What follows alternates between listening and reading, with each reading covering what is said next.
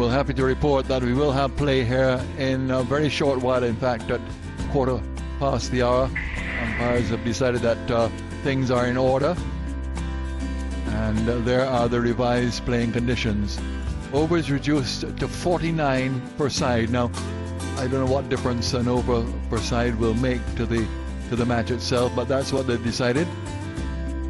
4 bowlers to bowl a maximum of 10 overs, 1 bowler to bowl a maximum of 9. It's something that I mentioned as an option in the last game, that Chris Gayle needed to go down the order because he's been out of form. He's older, new ball from each end, his technique is being exploited.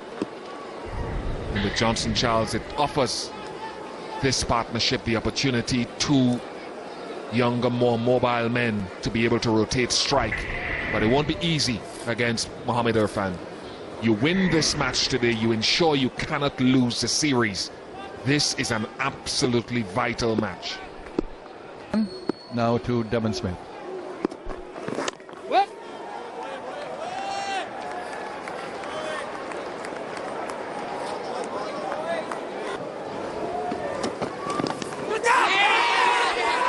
Beautifully bowled. Big appeal for a caught behind. Umpire Steve Davis remains unmoved. Now they can review. They have 1 review, each team in the one-day internationals. It doesn't look as if they're going to. And I think the time has elapsed. Countdown. Yeah, they're not reviewing it, but a good delivery.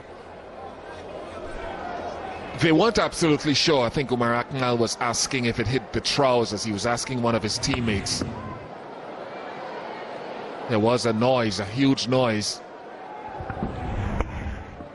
And it could only have been bat.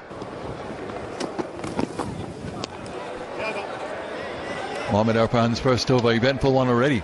1 without loss. Well, that's short enough, and he's banged it through mid-wicket for a boundary. And the St. Lucian flag is flying proudly. Johnson Charles, a St. Lucian himself.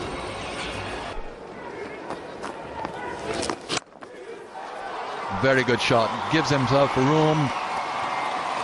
Gets back and cuts. That's a superb shot. Too short. In his first over, Devon Smith played him 5 times. Good shot by Smith. A little bit slow out there, the outfield, as we saw in the match on Friday.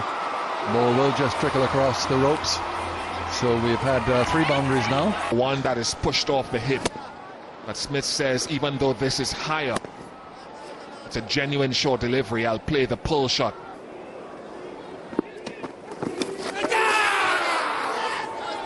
Well, he's got to touch onto it. Umpire Steve Davis raises a finger. The lift on the ball, and Devon Smith has to go. First wicket falling midway through the 7th over. Yeah, bottom edge. Trying to force maybe the issue a little bit. He wasn't getting a lot to score off Irfan, and he chooses the wrong ball. So Smith's return ends prematurely or shortly. 8 for him, 20 for 1. It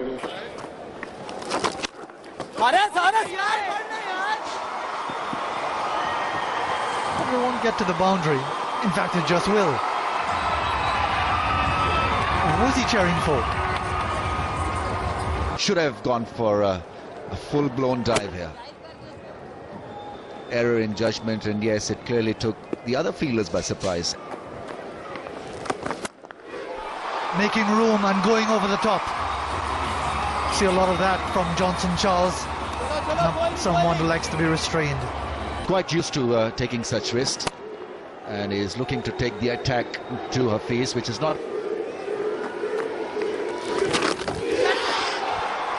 Past everyone, not close to the helmet. And that's gone all the way. Leg byes signalled by Nero. End of over number 10, 36 for 1. Is he looking for a new job here? Freely? Yeah, he'll be eyeing that top tier every time. How many sixes in one-day internationals for Shahid? Over 300 for sure.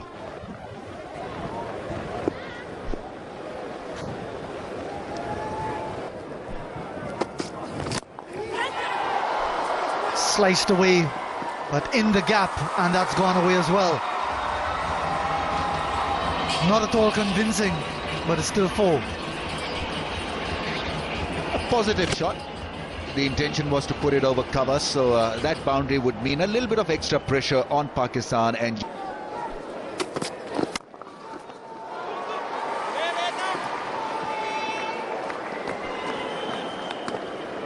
you know, Ramiz, except until fairly recently, Pakistan have been such infrequent visitors to the Caribbean that it's really a pity that they're not playing any test matches this time around. we may get them playing at home. Gone, mid-on, takes an easy catch. Saeed Ajmal is the man who's picked up that soft catch, soft dismissal. Bravo, not been able to time the ball and is staring down at the pitch. Now what happened to Bravo, because normally he's such a good timer of the ball. Yeah, playing a flick shot, trying to guide the ball away from the off-stump line towards the leg side, and Barbary as well. This wicket will help him a great deal. It'll be a confidence booster for certain. Bravo gone for 9, 50 for 2, West Indies. Just lost the wickets of Devon Smith opening the batting. Place of Chris Gayle, who will come in next.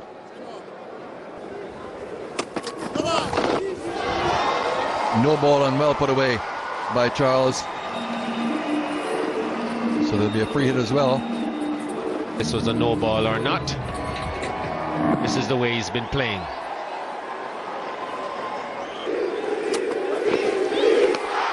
Every now and again, Charles decides to slop. 56 for 2.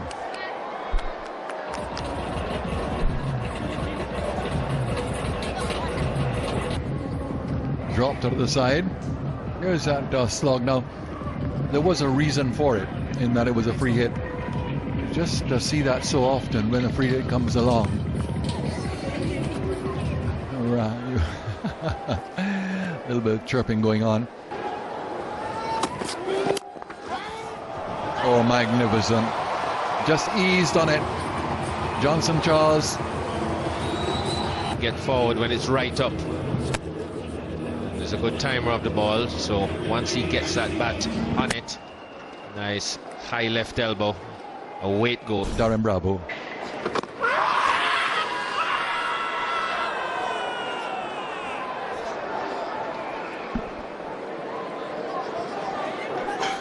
Well, at first look, I think this hit him outside, and there is a question of whether there was some bat to it. But we come back to my point again, a delivery should be forward to. Was pitched up, and they're going to review it.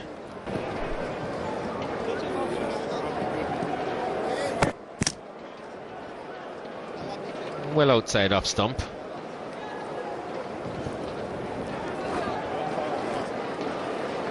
It's a good thing they didn't go for the review there.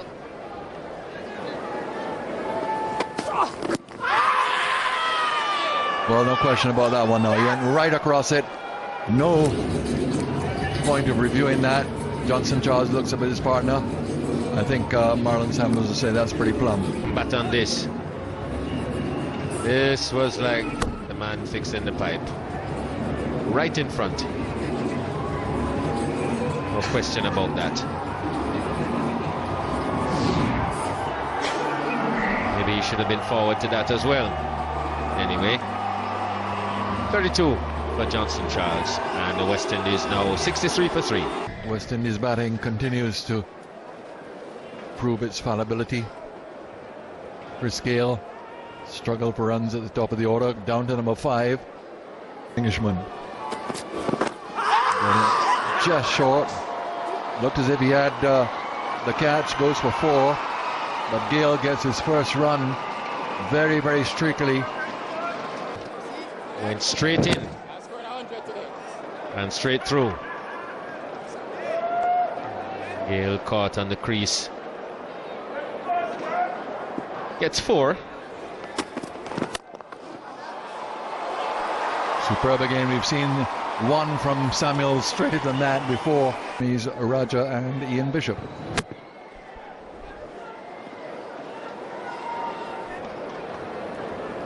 Certainly looks lethal.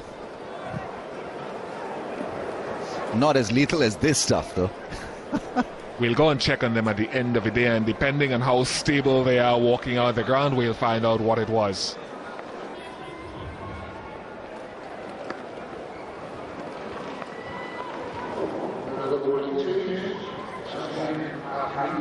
Is he famous or has he become notorious? Well, he hasn't done anything wrong yet apart from wanting to meet Mr. Raja. So I think you have a part to play in that as well. But he's a lovely young kid and takes a great deal of pride. He said that that's a big shot from Chris Gale, and when he hits, it stays hit. Making it into a full toss, or was it a full toss? Yeah, it was a full toss. An easy ball from Chris Gale. And so he said that Gale is a striker of 48.5. Sliced. He picked up the off cutter, and Saeed Ajmal will get to the ball now. So 2 runs to Chris Gale, 91 for 3.